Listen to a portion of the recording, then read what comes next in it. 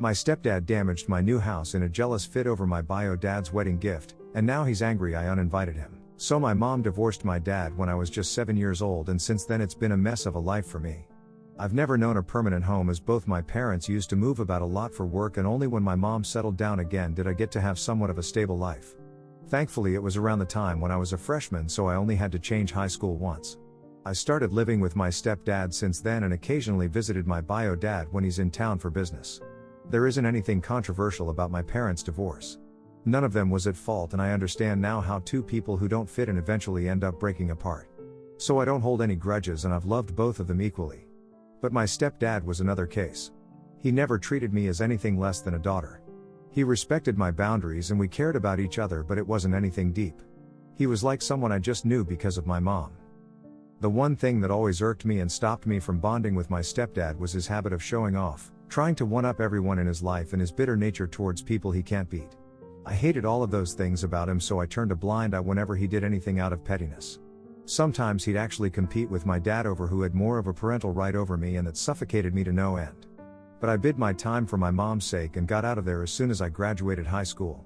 Now it's been 7 years since I last stayed there for over a week. I always made sure if I was visiting it wasn't for more than a day or two, which in my opinion is a healthy amount in his company. I am 25 now and about to get married. When I told my dad, he was beyond excited for me, and at our wedding shower, he gifted me with my own house. Now we haven't really been pressed financially, as both my parents and my stepdad had decent jobs and I was the only kid in the family. But even then it's a grand thing for my bio dad to buy a whole damn house in today's economy. My fiance and his family were actually surprised. He gave me the ownership papers to sign as a gift, and I was so grateful to him. Even though I know I'm set for life in my inheritance alone, both my fiance and I want to make our own fortune, and we refuse our parents doing anything for us. But there's no way I'm refusing a house. When my stepdad saw that my bio dad gave me the house, he was of course irked, and the whole time during the celebration he kept bringing down the mood. It was so frustrating to watch that by the end of it I almost kicked him out. If my fiancé hadn't stopped me, there might have been a war in our family that day. But after everything was over and I had some time to calm down, I forgot about it all. There's no point in obsessing over him and wasting my own time. I didn't know he'd go to any extreme lengths this time. Because he couldn't buy a house or find anything that had a grander gesture in comparison, he decided on being petty. Imagine a 50-year-old being petty about a kid getting a house from his dad. Sounds ridiculous, right? That's because it was ridiculous. He came over on Wednesday to our home under the pretense of checking up on the wedding preparations. He even brought mom with him so he wouldn't be the center of attention, and stole the keys to my new house. It was somewhat my fault because I left them in the key bowl at the door. I didn't even notice they were missing until my bio dad called me and asked me what I had been up to and why he's getting reports of a disturbance at the new house. Apparently, a neighbor called him saying someone is starting construction at the new house and they didn't recognize who it was, so they thought of informing him. I told my dad it's not me, but he said that I possess the only set of keys we have. That's how I found out they were missing.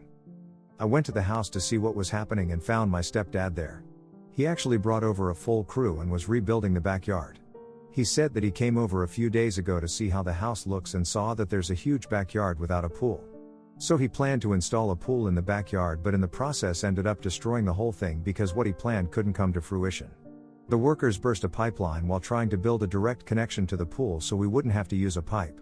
That resulted in the whole ground floor being flooded, and now there's water damage everywhere. I was so mad after seeing this because there was no need for him to do this in the first place.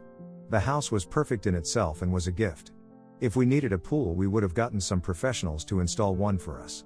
And we would have taken care of any damage that resulted from our decision, but now my stepdad is saying he's sorry and it should cost a lot to fix the house. I don't know if what he did was intentional at this point, but years of frustration at him came to the surface and I blew my top. I told him he isn't welcome in my life anymore and that what he did was extremely petty. I started counting the times he pissed me off because of his nature and told him how I hate his instincts and everything about him. I said to his face that the only reason he is still in my life and that he's invited to my wedding is because of my mom, but now he crossed a line. I uninvited him from the wedding on the spot and told him he should keep away from me and my family, otherwise I'll get a restraining order. Now his intention could have been good, but there's no way of knowing that, and I don't exactly regret what I did. But do y'all think I'm an asshole here for not seeing his efforts? Considering his past behavior, should I even think that he had any good intentions here? And was uninviting him a step too far? Update 1. My mom came over to my house to talk about what happened between my stepdad and me. I was still in a bad mood over how he ruined a great house because he was being petty. My mom asked me to calm down and not uninvite my stepdad as he actually loves me and being petty is just a flaw of his. She said that we all have flaws and I should be a little more forgiving. She told me how my stepdad had been feeling guilty over the whole incident and wanted to apologize to me again, but she asked him to give me space. I'm glad she stopped him from contacting me because I was in no mood to be a nice person. Moreover, I had been silent for years, all because he was someone my mom loved. But there's a limit to how much I can let slide, and this was it. I was controlling myself for far too long, and it showed because I told my mom the truth about my feelings when it came to my stepdad. I told her how I always hated living in the same house as him and that the only reason I stopped visiting so much is him being there. My mom has been too blind to notice how uncomfortable my stepdad's habits could be, and I've been embarrassed on more than one occasion because of him. Of course, she was shocked and finally realized that I wasn't happy, just too good at hiding what inconvenienced me. My mom tried to clear out any misunderstandings between us and said that my stepdad really thinks of me as his own daughter. I had no doubts that he did think of me as a child, but I already have a dad and he always messed with him, so for me, that automatically makes him a bad person. I stood firm on my decision not to invite him and my mom left the house in a bad mood. But that just made me madder. Update 2, I talked to my fiance about what he wants to do with the house. We live on a lease and it's about to end in 3 months. We'll be married by then and I was thinking of us getting a new place. The house my bio dad gave us was a good option and it would have saved us a lot of money, but now if we want to use it we'll have to first get it repaired. The floor wood, the cabinets and the carpet was ruined. It has to be completely changed, and then the backyard, which is just a hole in the ground at the moment, needs to be fixed. My stepdad did say he'll compensate us for the damages, but we don't have time to get it fixed and ready for us to move. My fiancé suggested that I should ask my bio dad to look after the work as we don't really have that much time. He said that it'll still cost us nothing if we get it fixed, so we should go for it. So I called my dad and he said he'd be happy to look over the repairs. I feel like I keep burdening him, but I really didn't have a choice here. Update 3, it's been 2 months since the whole incident I mentioned in my original post, and I talked to my stepdad today. He tried calling me before too, but I ignored all his calls. Today he apologized for his behavior, and from the sound of it he was sincere about it. I could have dragged this out and let him suffer for a longer time, but that would mean I'll be attached to this situation for that much longer. So I decided to end that today. I accepted his apology and told him that even though I forgave him, it didn't change my mind about him. I still don't appreciate his ways and I can't bring myself to have him at the wedding. He was disappointed that I still wasn't extending an invitation, but he took what he got. Hopefully, the matter is shut for good now. I really don't want to talk to him again. I, 18 female, have a sister, 15 female.